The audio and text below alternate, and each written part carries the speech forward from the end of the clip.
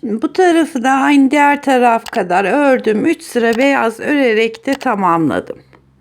Şimdi ön parçamız bitti. Arkayı aynı şekilde 122 ilmek başlayarak yine buradaki 6 tane iliğimizi yaparak devam edeceğiz. Ama arkayı yaklaşık buradan şöyle şuralara kadar bir 5 santim aşağısına kadar öreceğiz. Yani şu kısmına kadar örelim.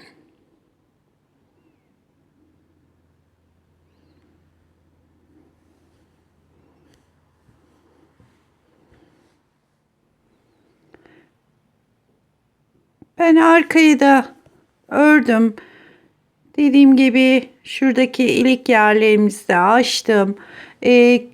Bu kazığın arka parçasına 5 santim kala, yani bu şuradaki siyah renkte bir sıra gittim geldim. Şimdi 3. sıradayım. 30 ilmek ördüm. Burada 36 ilmek öreceğiz omuz için. 31, 32, 33, 34, 35, 36. Bu tarafa geçmiyoruz. Buradaki oyuntumuz ense kısmındaki 50 ilmeği dümdüz keseceğiz. Şimdi 36 ilmeğimizi bir 5 santim civarında sadece buradaki 36 ilmeği öreceğiz.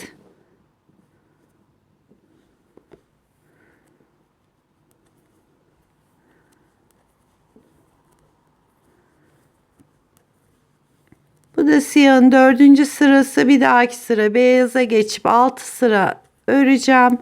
Bu şekilde bu kısmını sadece buradaki 36 ilmeği örerek bir ense oyuntusu yapacağız ama öndeki gibi oyarak gitmeyeceğiz. Dümdüz keseceğiz arkadaki ilmekleri.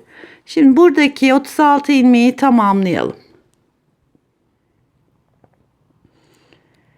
Şimdi arkayı 2 sıra siyah, 6 sıra düz, beyaz 8, 4 sıra siyah 12, 3 sırada beyaz örerek 15 sıra kadar ördüm. Ve arkayı yine böyle şişimde bekletiyorum. Şimdi siyah ipimi arka tarafa bağladım. Ense kısmını keseceğiz. Dediğim gibi şu arada 50 ilmek var. 36 omuzlarda bırakarak bu aradaki ensedeki ilmeklerin hepsini düz olarak keseceğiz. Ama yine şurada bir açıklık olmasın diye hemen ilk kestiğimiz yerden şöyle şu aradan bir tane ilmek alıyorum ki şu arayı kapatmak için.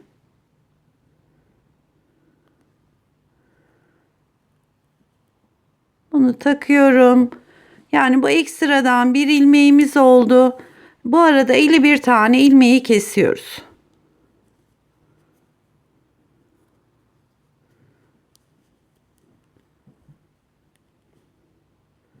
İkisini bir takıyorum. İkisini birlikte alarak bu arada 51 ilmeği kesiyoruz. Normalde 50 ilmek, bir tane de ekstra aldığımız için 51 oldu. Şimdi diğer omuzda 36 ilmeğimiz kalacak. Bu şekilde keserek devam edelim. Şu anda şişimde şu kestiğim ilmek dahil 36 ilmeğim kaldı. Şimdi burayı da diğer taraf gibi 15 sıra örüp tamamlayacağım.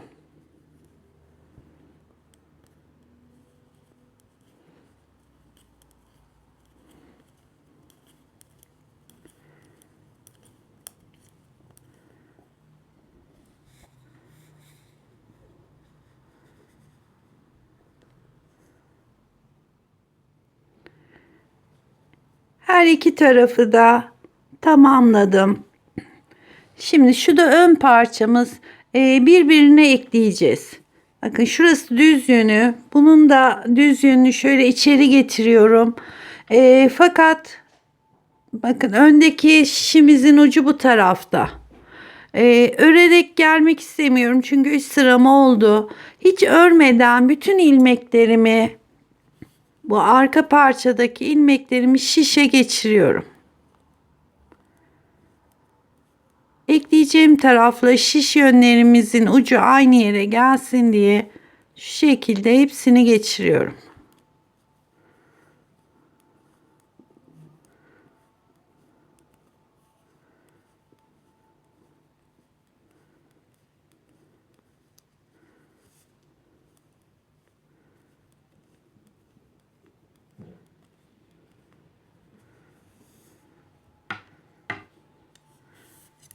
Diğer taraftaki ilmekleri de aynı şekilde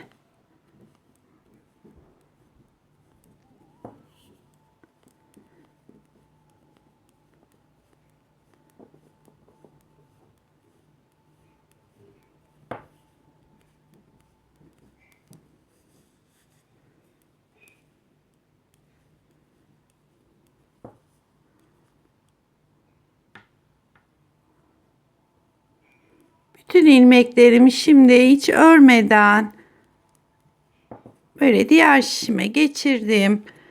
Şöyle tuttuğumuz zaman iki şişimizin ucu da şöyle birbirine bakacak. Şimdi sağ omuzu sağa, sol omuzu da bu tarafa ekleyeceğiz. Karşılıklı eklememiz bitmiş olacak. Burayı dümdüz keserek dikerek de tamamlayabilirsiniz. Şimdi bir tane öndeki şişimden bir tanedeki arkadaki şişimden alarak ikisini birlikte aldım. Tek ilmeğe indi. Şimdi yanındakini alıyorum. Karşılıklı iki ilmeği aldım.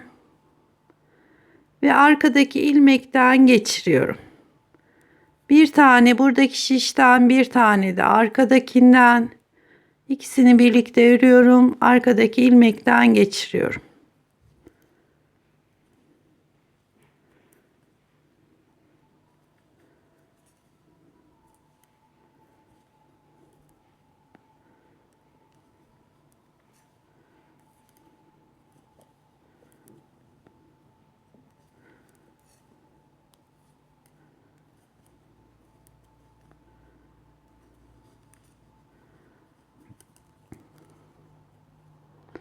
Şimdi bu omuzdaki 36 ilmeği birbirine ekleyelim. Daha sonra diğer taraftaki 36 ilmeği de birbirine ekleyerek zaten burada ipimizi bırakmıştık.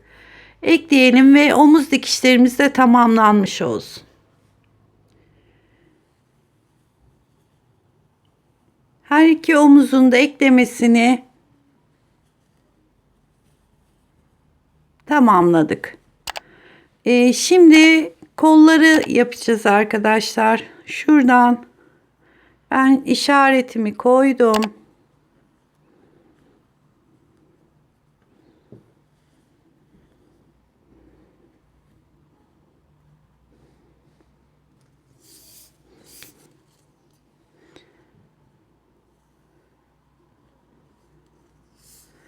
Tam omuz çizgisinden aşağıya doğru 21 santimden ölçü aldım. O da şuradaki beyaza denk geldi. Yani omuzdan itibaren şu 3 sıra hariç 1, 2, 3, 4, 5, 6 tane siyah. Şuradaki beyazdan işaretimi koydum. 21 santim buraya denk geldi. Şimdi buradan başlayacağız. Omuz ortasına kadar kaç ilmek aldıysak diğer tarafta da aynı şekilde ilmeğimizi alacağız.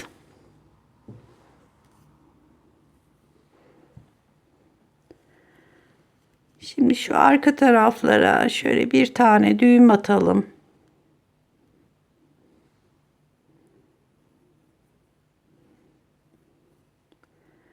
Şuradaki işareti de çıkartıyorum. Hemen şuradan bir ilmek alarak başlıyorum.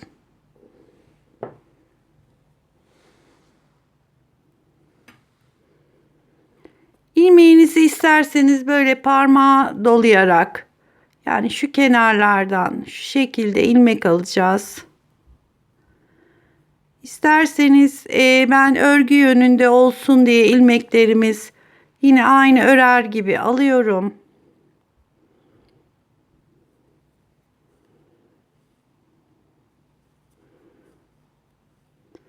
Şu tam kenar çizgisinden takip ederek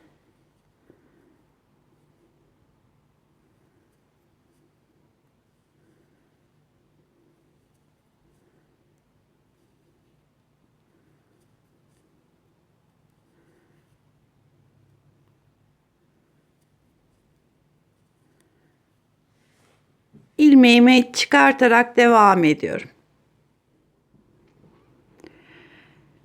Şimdi tam omuz ortasına kadar 44 ilmek bu taraftan aldım. 44 ilmek de diğer taraftan aldım. Toplamda 88 ilmek almış oldum kol için. Şimdi bunu şu işaretimizi de çıkaralım.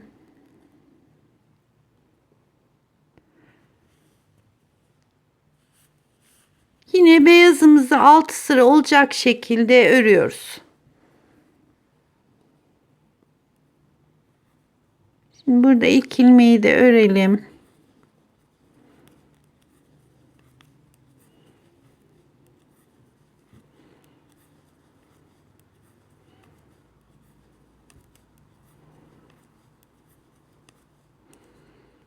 Diğer tarafa düzümüz çıkıyor. Beyazımızı 6 sıra örelim. Şimdi ilmek aldığımız birinci sıramız, daha sonra 5 sıra daha ördüm. Beyaz rengimi 6 sıraya tamamladım. Şimdi siyah renge geçeceğim ve kenarlarda baştaki ve sonda 2 ilmek, yani 2 ilmeği birlikte alarak kesme yapacağım. Bu birinci kesmemiz olacak siyaha başladığımızda. Daha sonra her 10 sırada bir sağdan ve soldan keserek devam edeceğiz. Kolu isteyen arkadaşlar düz renk olarak devam edebilir. İsteyen yine çizgi koyabilir. Yani bu tamamen nasıl isterseniz öyle yapabilirsiniz.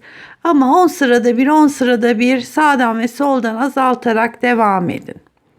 Şimdi ilk kesmeyi beraber yapalım.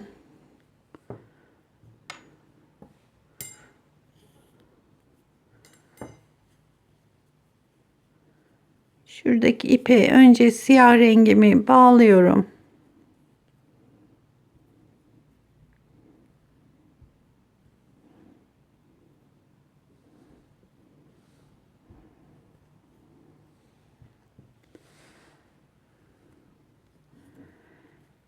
Hemen ilk 2 ilmeği birlikte alarak burada bir tane kesme yapıyorum. Ve örgüye devam ediyorum.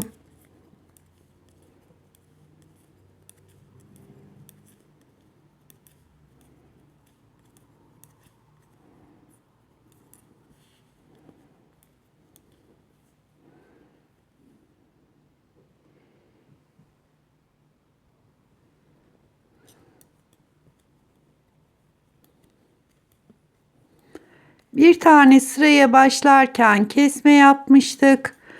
Bu tarafın kesmesinde yine sıraya başlarken ilk 2 ilmeği birlikte alarak kesiyoruz. Şimdi 10 sıra daha örüp, yani bu ikinci sıramız, bunun üstüne 8 sıra daha örüp bir kesme daha yapıyoruz. Hep böyle 10 sırada bir kesme yaparak, yani gelirken birinci sıramız, burada da kesme yaptık. İkinci sıramız 8 sıra daha örüp tekrar birinci sırayı sayarak 10 sırada bir böyle kesme yapıyoruz.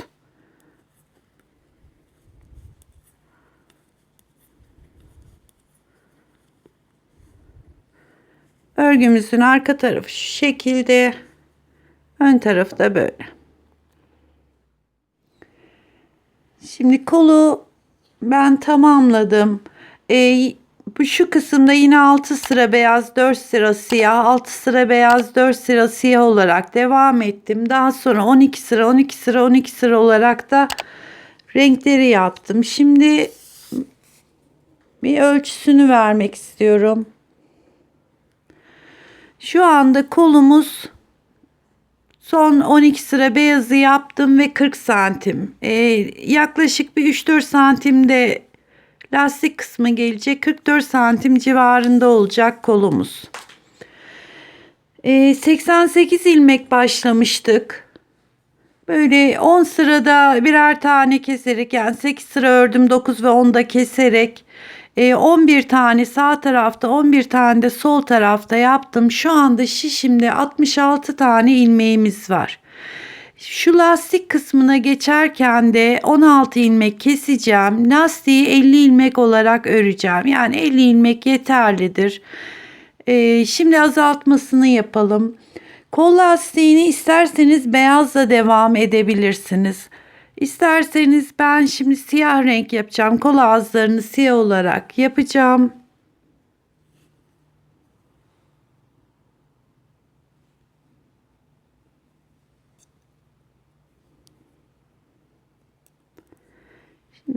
Bir, iki tane ilmeği ördüm. Yanındaki iki ilmeği birlikte alıyorum. Birinci kesmemizi yapmış olduk. Tekrar bir, iki ilmek örüyorum. Yandaki iki ilmeği kesiyorum. Bir, iki ilmek ördüm. İki ilmeği birlikte alıyorum. Aralarda iki ilmek örüyorum. 3 ve 4. ilmeği birlikte kesiyorum.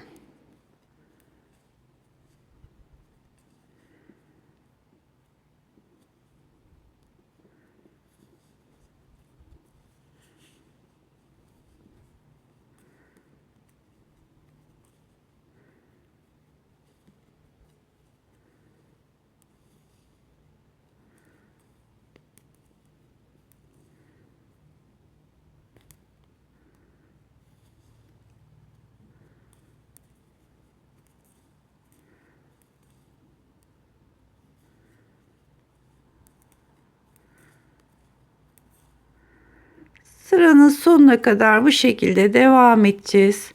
2 tane ilmek örüp yanındaki 2 ilmeği kesiyorum.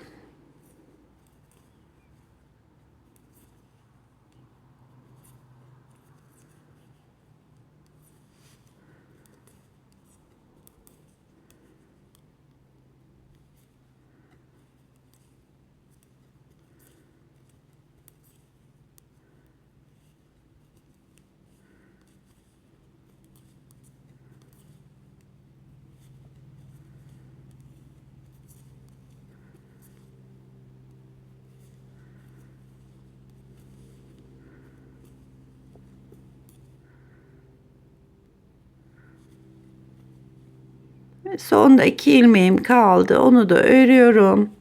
Şu anda şişimde toplamda 50 ilmeğimiz kaldı. Şimdi ipimiz siyah olduğu için çok net görünmeyecektir ama artık 2 ters 2 düz olarak lastik kısmını öreceğiz. 1 2 tane ters ördüm. İpimi çeviriyorum. 1 2 tane düz örüyorum. Tekrar ipimi çevirdim. 2 tane ters. 2 tane düz. Artık bir 13-14 sıra kadar da lastik böyle 2 ters 2 düz lastik kısmını yapıp kolları bitirmiş olacağız.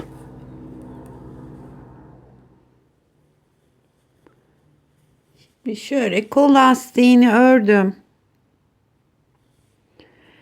Kesmesini örerek keseceğim ama istiyorsanız ikisini bir alarak da kesebilirsiniz. Şimdi benim ilk 2 ilmeğim düz, yanındaki 2 ilmeğim ters. İlk ilmeği boşa aldım. İkinciyi örüyorum. Arkadaki ilmeğin içinden geçiriyorum. Şimdi yanında 2 tane ters ilmeğim var. Ters olarak ördüm. Şurada arkadaki ilmeğin ilk ilmeğin üstünden atlatıyorum. Tekrar yanındaki tersi örüyorum. Arkadaki ilmeği son ördüğümüz ilmeğin üstünden şöyle geçiriyorum. Tekrar ipi çeviriyorum. Şimdi 2 tane düz ilmeğimiz var. Düz olarak ördüm. Arkadaki ilmekten geçiriyorum. Tekrar bir tane daha düz ördüm. Arkadaki ilmeği geçiriyorum. Şimdi 2 tane ters ilmeğimiz var. Yani buradaki ilmeklerimiz neyse önce onu örüyorum. Şöyle arkasındaki ilmeği geçiriyorum. Tekrar bir tane daha ters şekilde geçirdim. Şimdi 2 düzümüz var. Sıranın sonuna kadar bu şekilde devam edeceğiz. Önce ilmeklerimiz düzse düz, terse ters olarak örüp arkadaki ilmeği öndeki ilmeğin üstünden atlatacağız. Şimdi ben kolları iki kolu da tamamladım, bitirdim. Bakın şu şekilde. Yakaya geçmeden önce şu yan dikişlerini yapmak istiyorum. Burada 6 tane ilik yerimiz vardı. Karşı tarafında da aynı şekilde. Şimdi şu son 6. boşluklarımız. Şuradaki beyazdan karşılıklı başlayacağız. Ama önce şu ipimi bir şuraya sabitlemek istiyorum.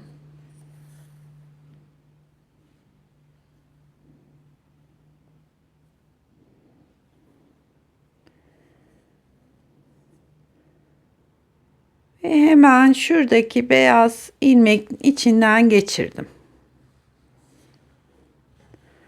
Şöyle biraz daha yakından göstermeye çalışayım. Karşı sırasındaki beyaz ilmeğin şöyle bir tane ilmeğini aldım. Ve aynı şekilde bu taraftan.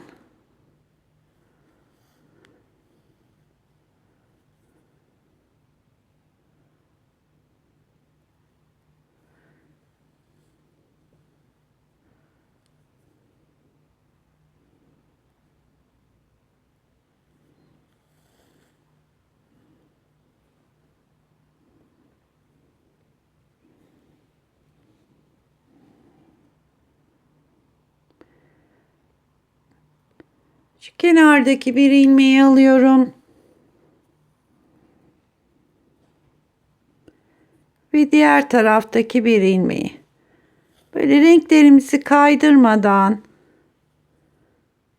şekilde dikeceğiz.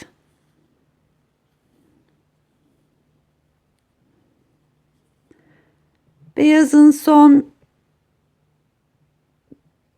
şuradan beyaz ilmeğini alıyorum. Karşı taraftan da yine aynı şekilde son beyaz ilmeği aldım. Şimdi siyahlar zaten karşılıklı gelecektir.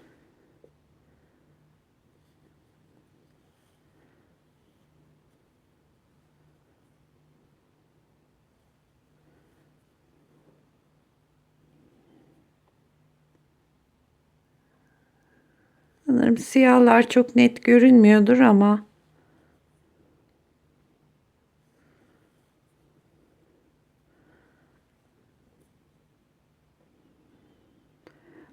buradaki dediğim gibi çizgileri dikkat ederek yaparsak çizgilerimiz de kaymadan devam edecektir.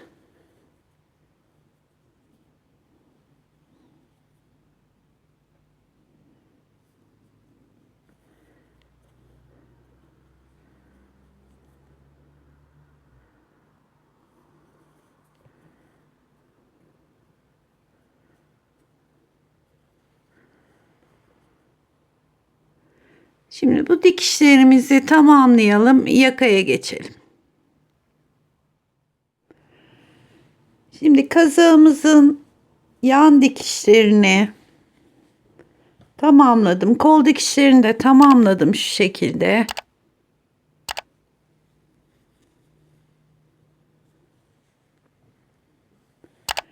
Şimdi yakamızdan ilmek alacağız. Gördüğünüz gibi çok kapalı bir yaka değil.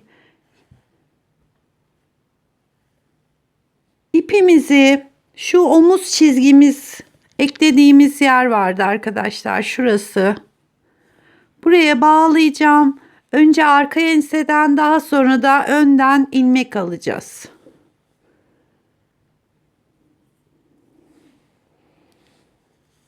Şimdi tam şu kol omuzlarını birleştirdiğimiz yerden şöyle şuraya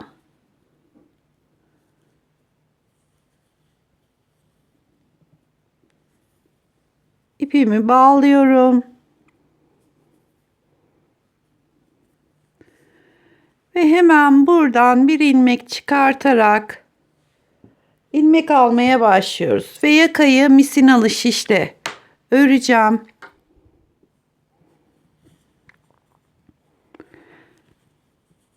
Şu kenarlardan başlayarak aynı sıradan almaya çalışarak şöyle şu şekilde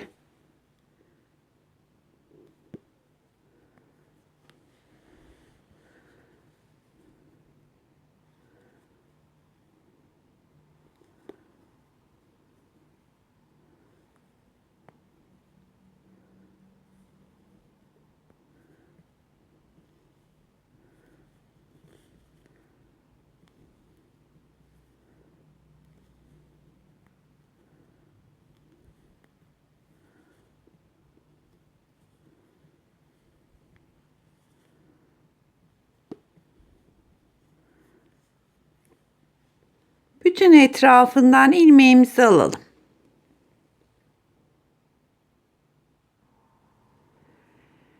Ben şimdi bütün yakayı şişime topladım.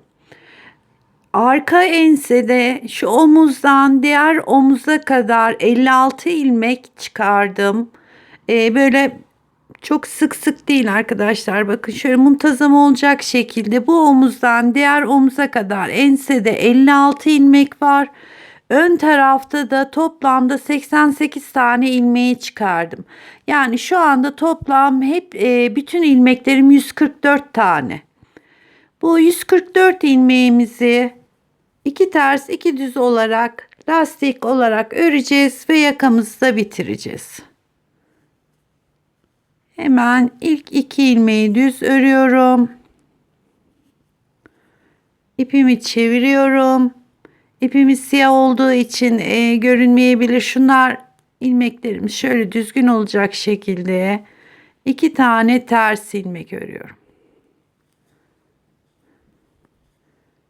İpimi tekrar çeviriyorum. 2 ilmek düz.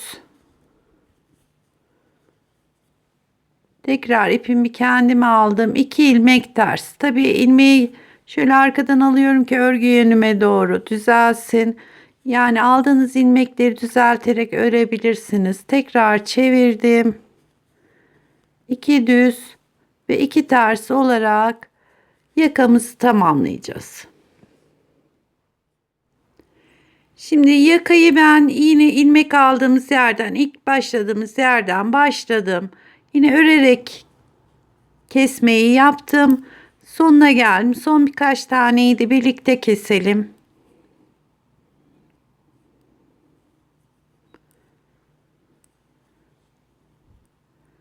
Şuradaki iki ilmeğim düz.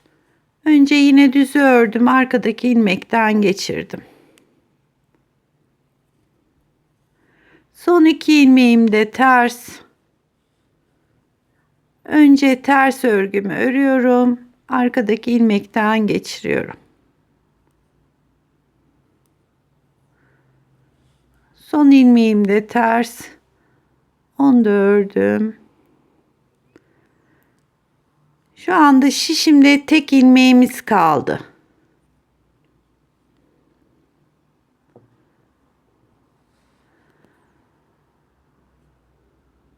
Şurada ipimi artık kesiyorum. Bakın buradaki ilmeğimi çıkardım. Şu arada şöyle bir açıklık kalıyor. İpimiz siyah, çok belli değildir ama bakın ilk başladığımız yerde son ilmeği kestiğimiz yerden. Şimdi iğneye geçiriyorum buradaki ipimi.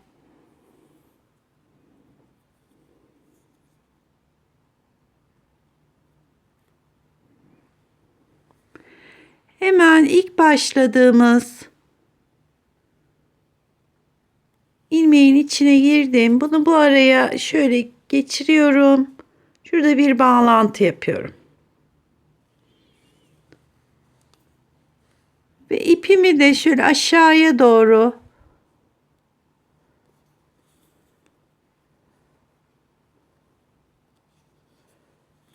saklıyorum. Yani yakanın ağzında kalmasın ipimiz.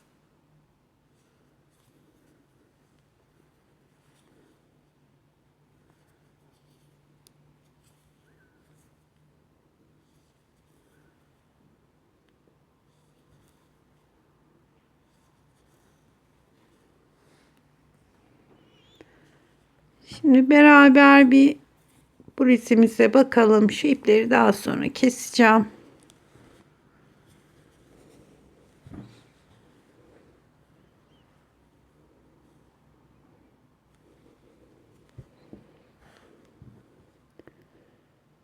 Evet. Yakamız da bu şekilde tamamlanmış oldu. Şimdi sadece artık şu kenarlarda boş bıraktığımız yerlere kurdelemizi geçireceğiz. Ama ben de karar veremedim arkadaşlar. Siyah mı geçireyim, kırmızı mı geçireyim tam emin olamadım. Yani şimdilik kırmızıyı geçireceğim ama daha sonra belki değiştiririm. Siyahı geçirebilirim. Dediğim gibi buraya bir kordon yapıp onu da geçirebilirsiniz. Şöyle iğneyi kurdelemi taktım.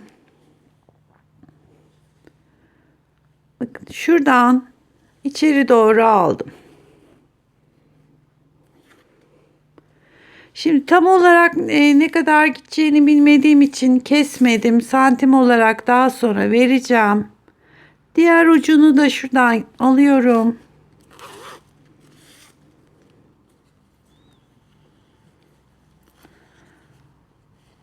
Karşılığındaki yerden geçirdim.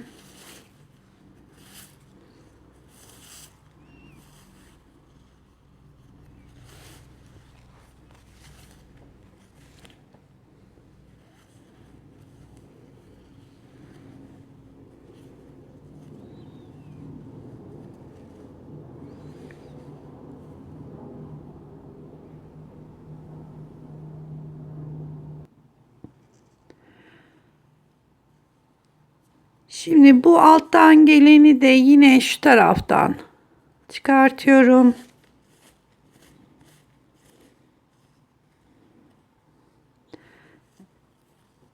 Diğerinde arkadaşlar diğer boşluktan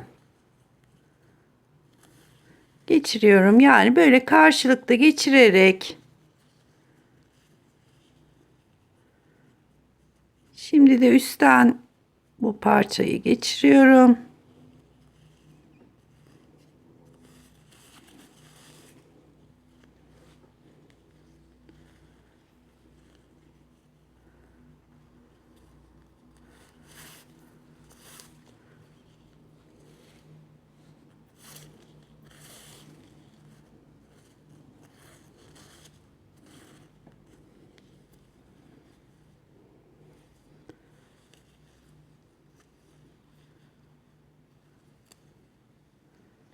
Şimdi alttan çıktığımız için bu taraftan üstten giriş yapıyorum. Ben bunu aşağıya kadar geçireyim bu şekilde.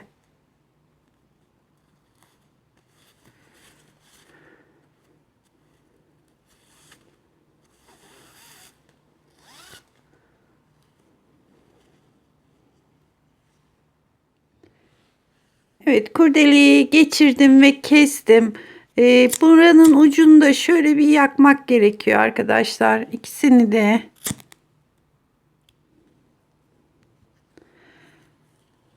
Daha sonra burada bağlıyorum. Yani ister fiyonk gibi yapabilirsiniz, isterseniz açık bırakabilirsiniz.